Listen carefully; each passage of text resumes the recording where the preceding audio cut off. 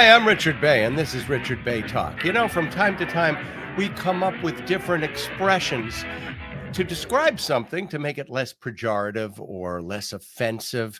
For instance, enhanced interrogation techniques for torture, or terminate with extreme prejudice. That means you're going to murder somebody.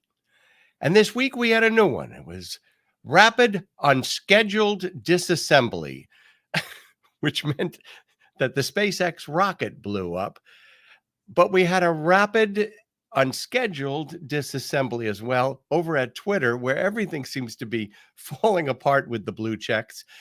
And the DeSantis campaign has a rapid unscheduled disassembly. The guy who was the golden boy, the guy who was the rising star, the champ, seems to be falling apart.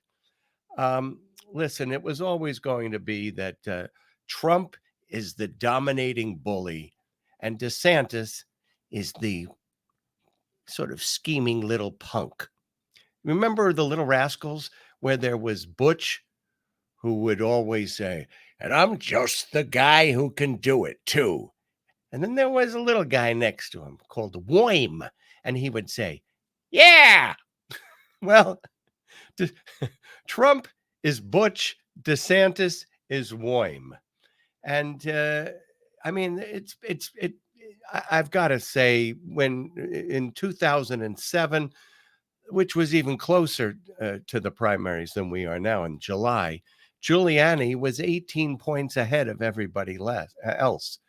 And Giuliani's campaign just imploded as well. That was in the primary of 2008. But the news for DeSantis has been terrible one day after the next. The Florida representatives have endorsed Trump. They've even gone to Mar-a-Lago to sit at the table just to rub it into DeSantis. Some billionaire donors have said, "Hey, we're out of here because of his," or "we're taking a pause," is the way they put it. That's another way of saying, forget it. Because of his stands on book banning and abortion.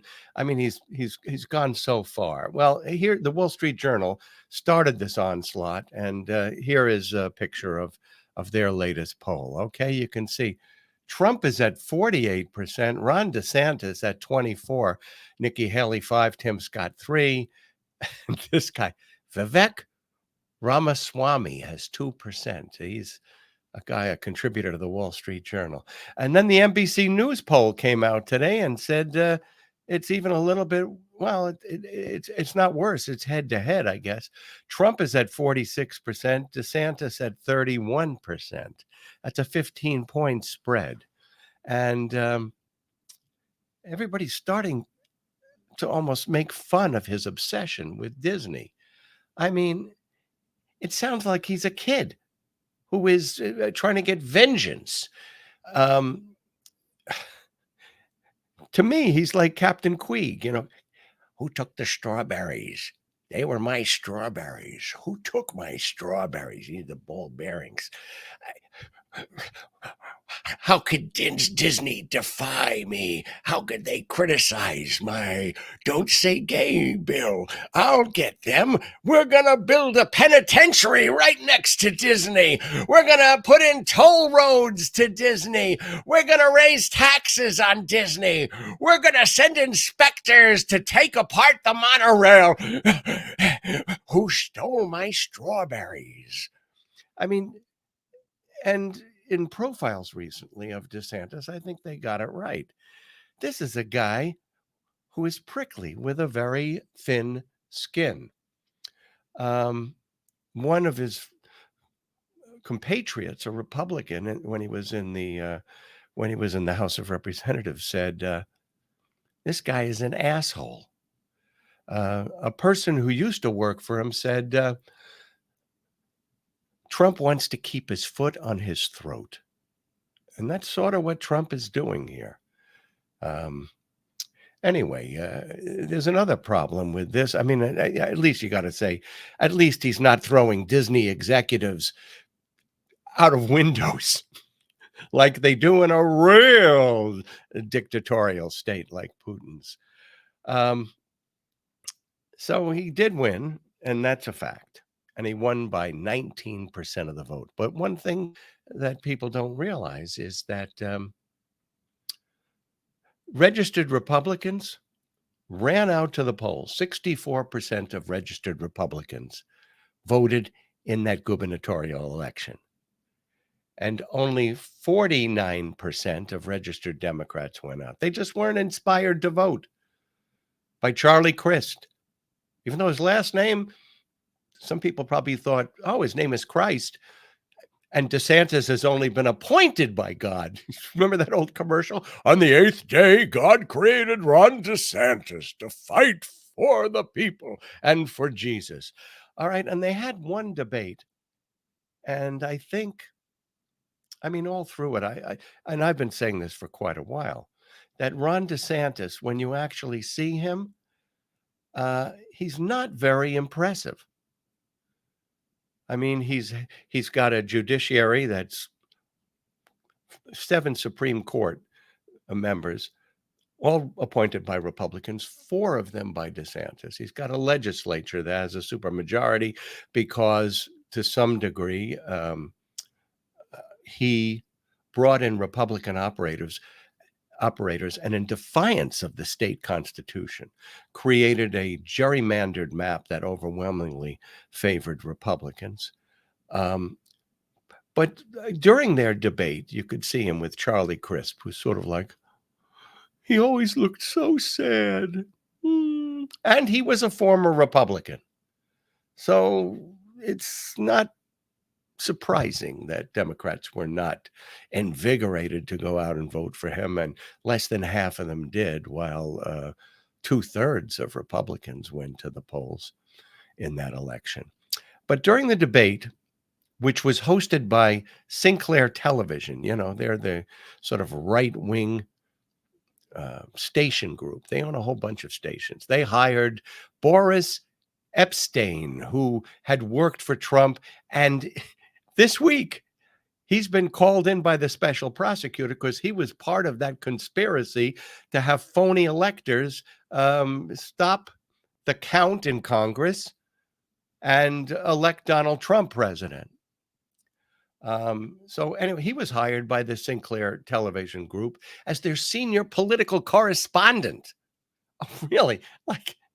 That's their senior political correspondent, and he would create every week 2 to 3 minute little inserts that every station had to carry, whether they liked it or not. Any station that was part of the Sinclair Group. Anyway, it was hosted by Sinclair Television, and the questions all seemed to be in Ron DeSantis's wheelhouse. There was transsexuals and CRT, critical race theory.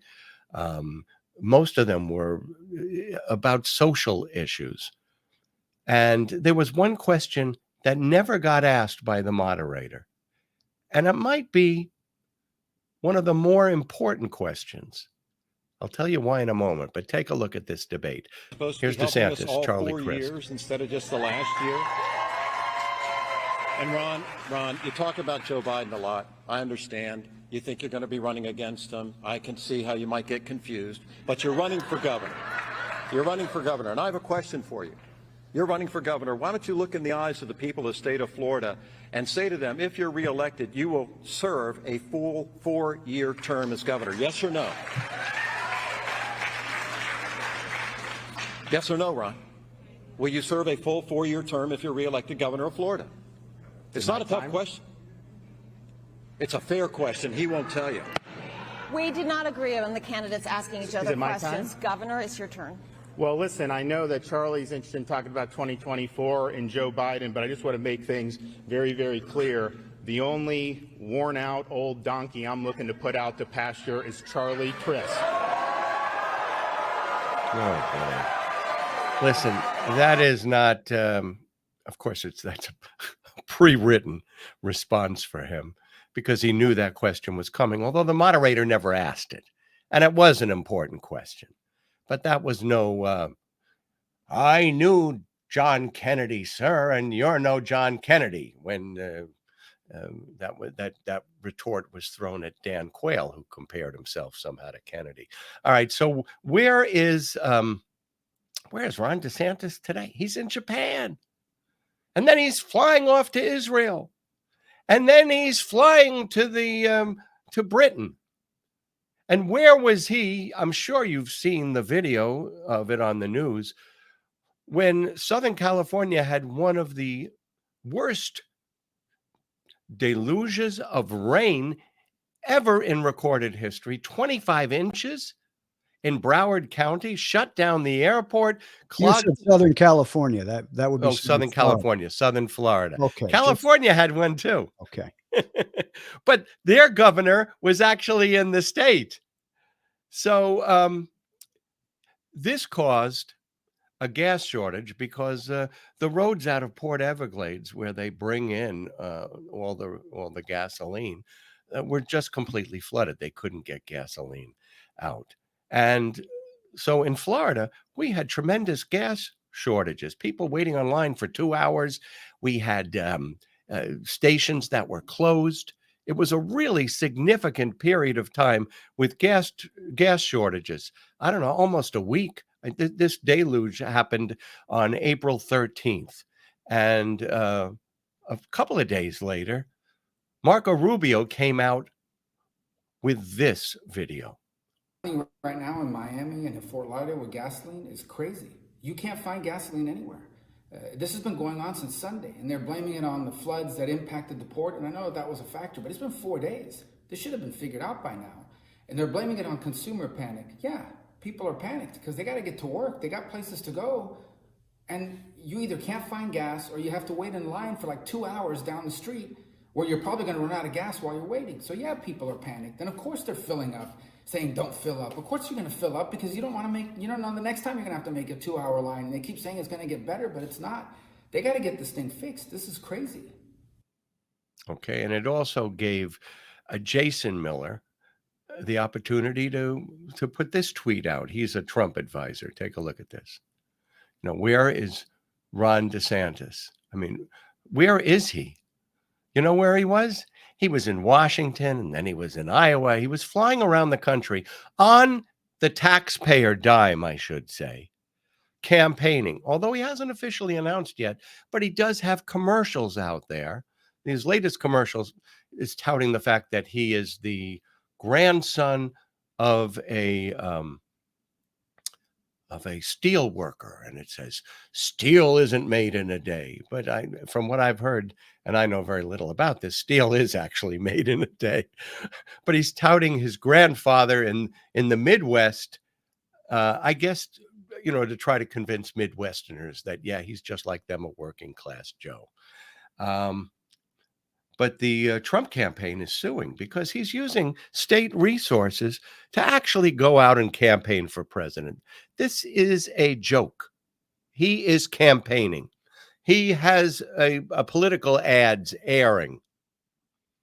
And yet the taxpayers of Florida are paying for all of it. I guess we're paying for this flight to Japan and Israel and his world tour. Somehow, I wonder if he's going to tell the prime minister of Japan, Taiwan and Red China, it's just a territorial dispute, which was the first faux pas he made when he talked about Ukraine, and the Republican establishment came down on his head. All right, so while we experienced gas shortages and people were abandoning their cars and a flood of rain racing down their streets, closing the airport, I'll bet DeSantis was out looking for a man in a dress. Where are the drag queens? Is somebody reading a book that has sexy scenes in it? Oh, I better grab that book away. And then, of course, you got to cut them a break. It's not easy to separate the woke gas from the unwoke gas. And perhaps this torrent of rain that flooded Florida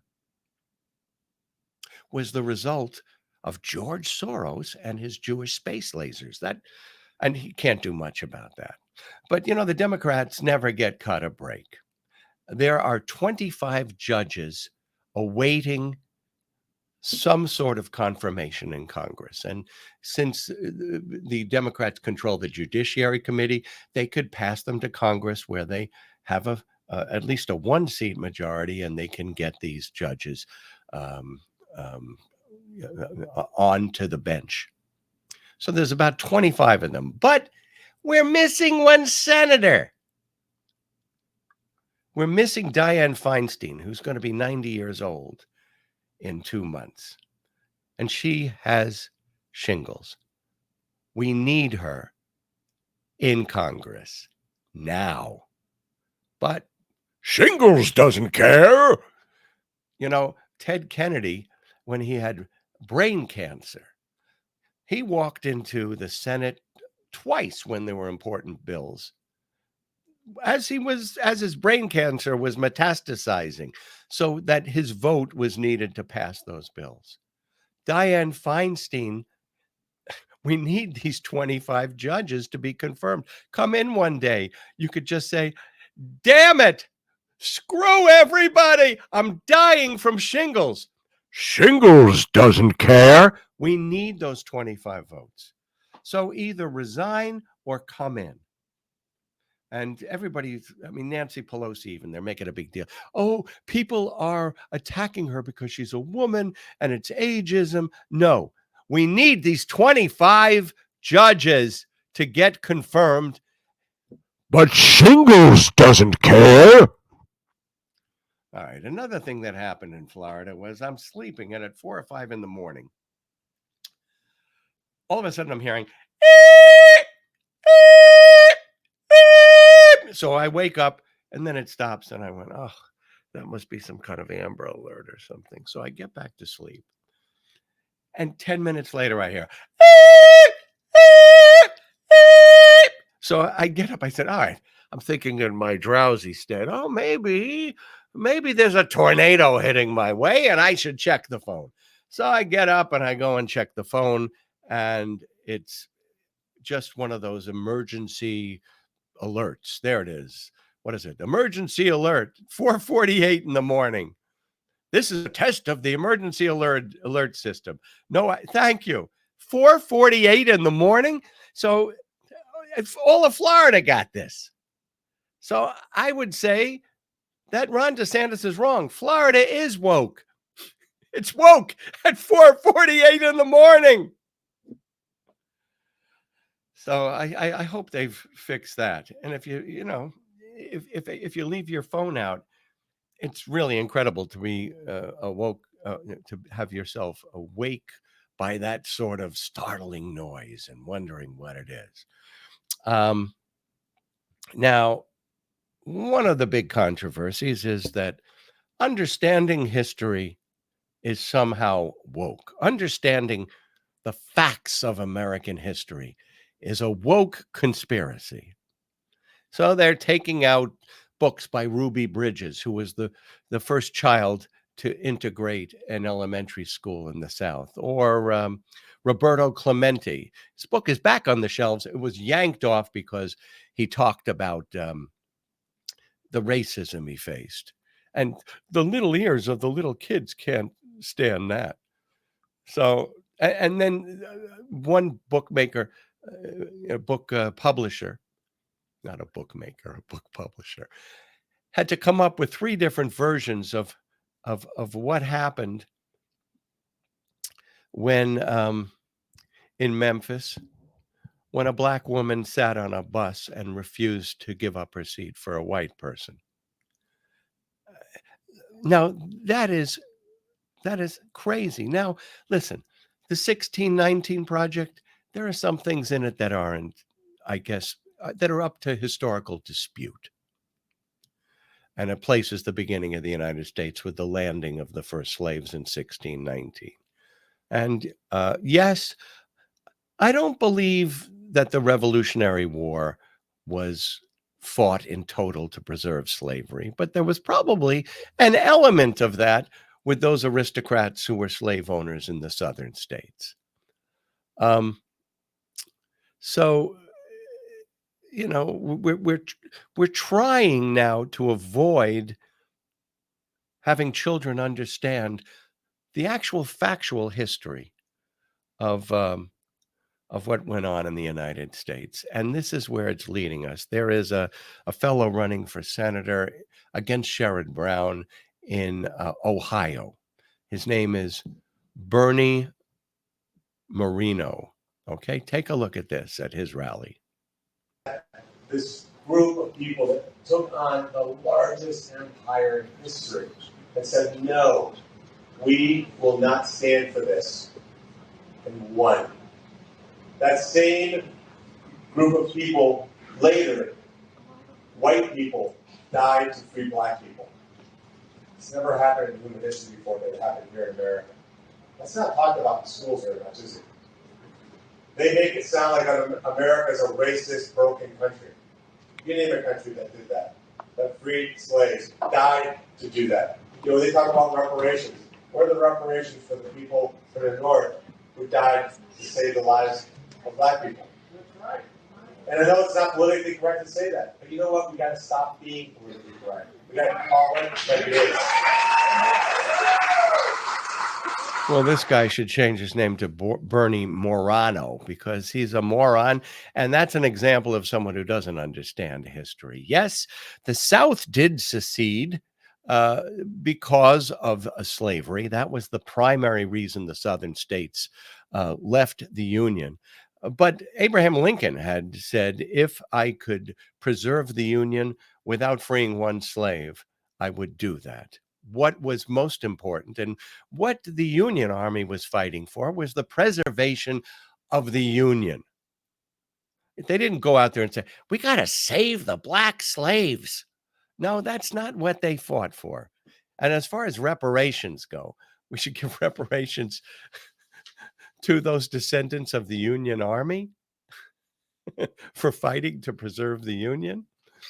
Well, maybe. So what are we going to do? Should we have an extra tax on those descendants of the Confederacy because of what they did to pay? But, we actually did have reparations in this country. In 1862, Abraham Lincoln did sign an executive order or a law, but he did endorse, and it went through in practice. They abolished slavery in Washington, D.C., but they gave reparations to the slaveholders. The slaves got nothing, but the slaveholders, let me see where that is. The slaveholders received $300 per slave, which is quite a bit more money in our time. I know I went to Charleston. And I thought, well, it is a beautiful city. I wanted to see the antebellum mansions. I wanted to see, the Fort Sumter, where the Civil War began. And that was a great tour. And I had looked online first, and I found this one guy who had a Civil War tour. And I thought, oh, this is going to be interesting. So I showed up for it, and it was a crusty older man. And there was me, and there were two guys who were descendants of members of the Confederacy. So the guy on the tour says, "Listen, do you want the tour with slavery or without?" And I said, "Of course, it's got to include. How can you have a Civil War tour without slavery?"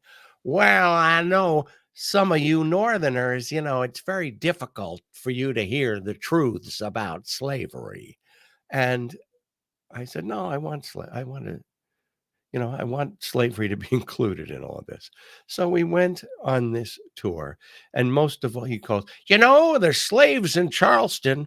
A lot of them they weren't slaves.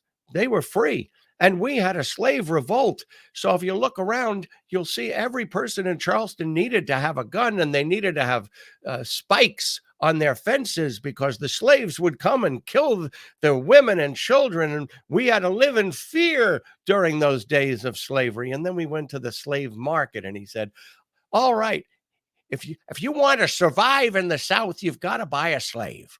So if you buy a blacksmith, it's $100. If you buy just an ordinary field worker, it's $50. If you're getting a cook for your house as a slave, it's $125. Now, Mr. Bey, which slaves do you want to buy? And I said, I don't want to buy any slaves. I don't think a human being should own another human being. And then he yelled at me. He went, yeah, well, then you're going to go out of business and you're not going to survive. You're going to starve to death in Charleston if you don't buy any slaves.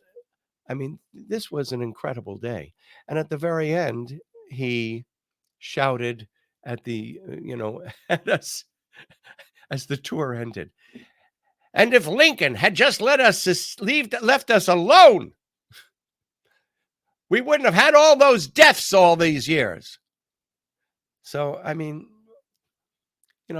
when I think back on my high school, I don't remember hearing anything about slavery when I was in American history in high school. And the thing that I remember most about the era is some cartoon of a carpetbagger, of this sort of grotesque, ridiculous man with a bag that was made out of a carpet who was coming to ravage the poor South.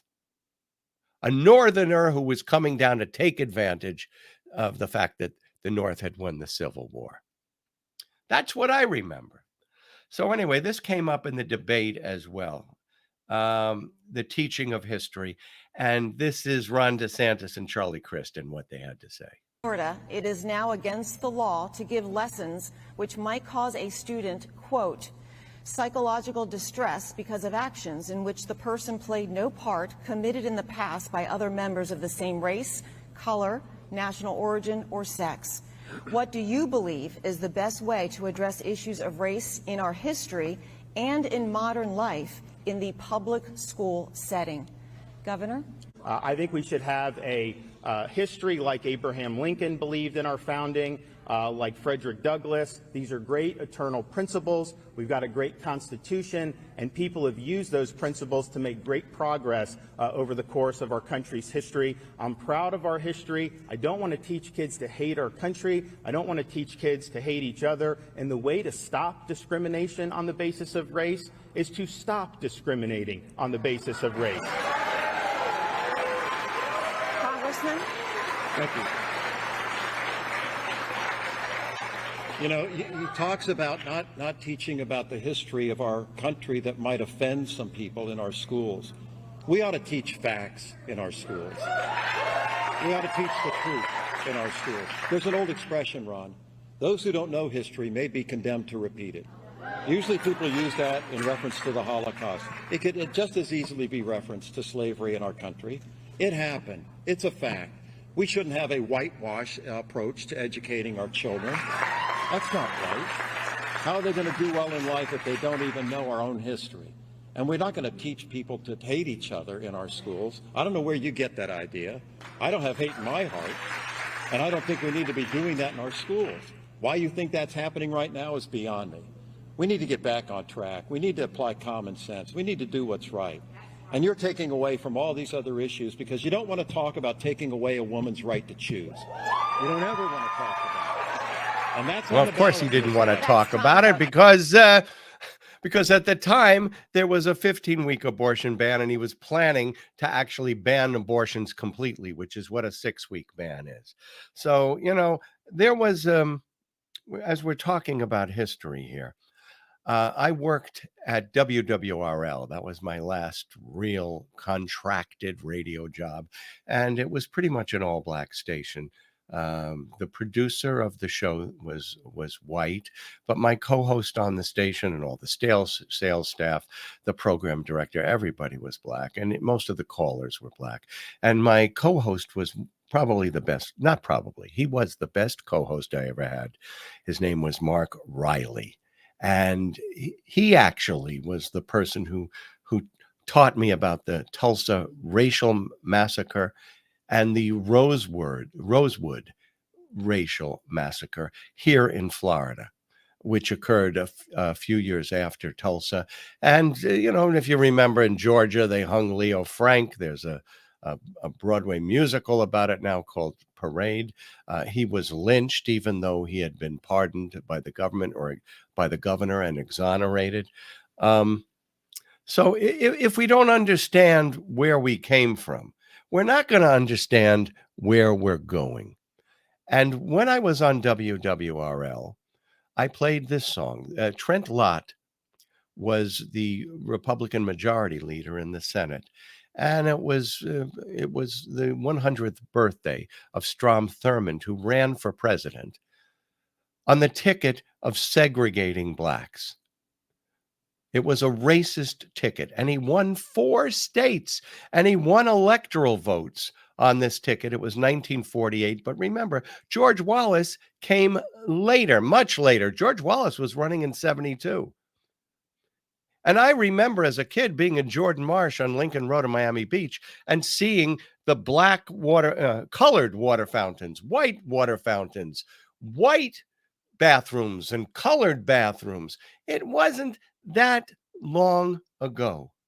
So in the South,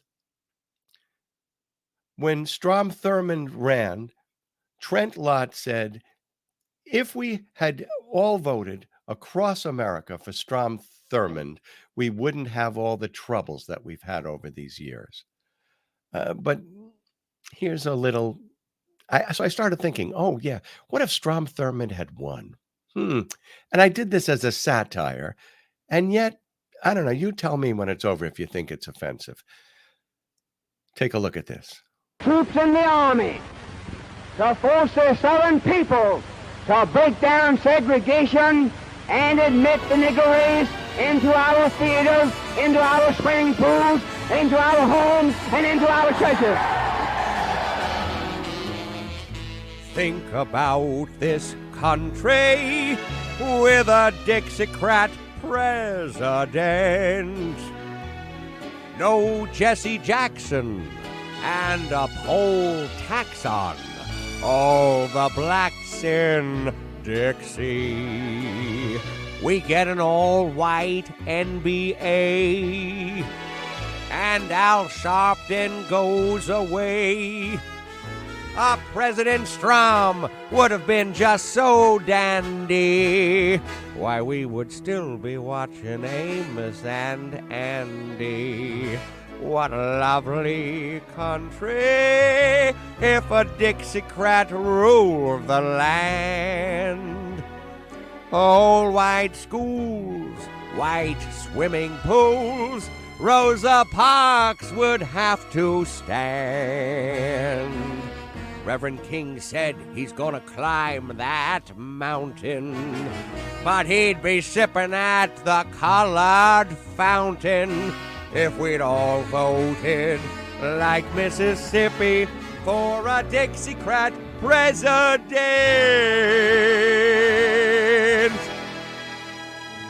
How much greater would be our great nation if we'd applied the laws of miscegenation.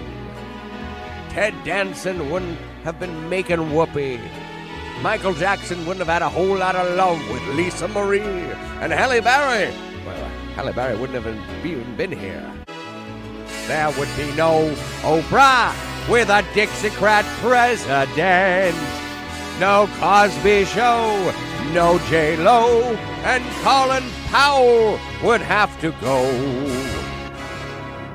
Vanilla Ice would be a world-class rapper. Jerry Cooney's boxing career wouldn't have gone in the crapper. What a great country this would be if we had a Dixiecrat president. When Strom Thurmond ran for president, we voted for him. We're proud of it. And if the rest of the country had followed our lead, we wouldn't have had all these problems over all these years. If the rest of the country had followed our lead. All right. So after I played that, I looked over at Mark Riley, and he looked very sad. Albert, do you think that's it was a satire.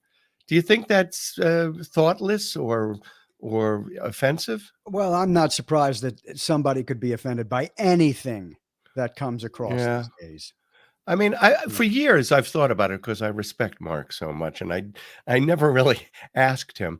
I wonder if it's like people being offended if you made a song, I don't know, about the Holocaust, or people being offended by Hogan's Heroes. Sure, they'd be offended. With the Sure, Nazis. they'd be offended. All right. There's always going to be somebody that's offended by something. All right. Well, how about this? Nobody will be offended by I can't believe it's not butter. This was my inflation gauge, and it started at 375 before inflation, and then it went to 555. But this week, can we see that picture? It's 2 for 1. Let me ask you something. If you can sell 2 of them for $2.75 a piece, why can't you sell 1 of them for $3.75? Is there an answer for that, Albert? I don't know. I would think it's because they want you to get in to buy it at that higher price. If they get you this week, they know you'll be back next week. I've got 6 of them. 6. This stuff, it's all chemicals. It never goes bad. You put it on your popcorn in the theater. Listen, I want to say this too. Last June, that wasn't even a year ago, inflation was 9.1%. It's now 5%. Thank you, Joe Biden. Why aren't we? Listen, that's a tremendous drop. It's still, and Joe Biden got blamed for inflation in the first place. That happened almost all over the world.